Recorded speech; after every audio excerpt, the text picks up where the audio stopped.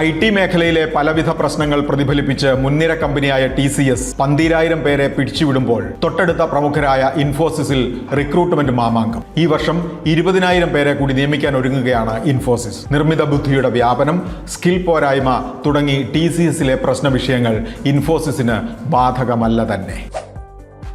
അമേരിക്കയും ജപ്പാനും റഷ്യയും അടക്കം പല രാജ്യങ്ങൾ ഭൂകമ്പ സുനാമി വിപത്തിനു മുന്നിൽ. റഷ്യയുടെ കിഴക്കൻ മേഖല കടലിടുക്കിലാണ് ചരിത്രത്തിൽ അപൂർവമായ വിധം അതിശക്തമായ ഭൂകമ്പവും തുടർന്ന് സുനാമിയും ഉണ്ടായത്. ദുരന്ത വ്യാപ്തി വ്യക്തമായി വരുന്നതേയുള്ളൂ. ഇന്ത്യക്ക് ഭീഷണിയില്ല.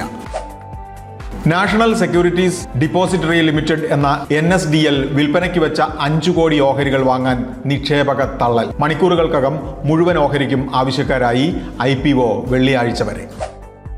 ലുലു ഗ്രൂപ്പിന്റെ വ്യവസായ വ്യാപ്തി ഇനി ആന്ധ്രാപ്രദേശിലേക്കും. വിജയവാഡ, വിശാഖപട്ടണം എന്നിവിടങ്ങളിൽ 1066 കോടി രൂപയുടെ ഷോപ്പിംഗ് മാളുകൾ നിർമ്മിക്കാൻ സംസ്ഥാന സർക്കാർ ഭൂമി അനുവദിച്ചു. ജഗൻമോഹൻ റെഡ്ഡി മുഖ്യമന്ത്രിയായിരിക്കെ 2300 കോടി രൂപയുടെ നിക്ഷേപ പദ്ധതി ഉപേക്ഷിച്ചു പോകേണ്ടി വന്ന യൂസഫ് അലിയെ ചന്ദ്രബാബു നായിഡു തിരികെ വിളിച്ച് സ്ഥലം നൽകുകയായിരുന്നു. ധനാഢ്യന്മാർക്ക് റിട്ടയർമെന്റിന് ശേഷമുള്ള ജീവിതത്തിനായി എത്ര തുകയുടെ കരുതൽ വേണം? 3.5 കോടി രൂപയെന്ന് HSBC പഠനം. സാധാരണക്കാർക്ക് അത്രയൊന്നും വരില്ലെങ്കിലും പഠനത്തിലെ മുന്നറിയിപ്പ് പലതാണ്. ഉയരുന്ന ജീവിത ചെലവ്, പണപ്പെരുപ്പം, ആയുർദൈർഘ്യം, ചികിത്സ, പരിചരണ ചെലവ് എന്നിങ്ങനെ നീളുന്നു ആ പട്ടിക. ബിസിനസ് വാർത്തകൾ വിശദമായി അറിയാൻ ധനം online.com.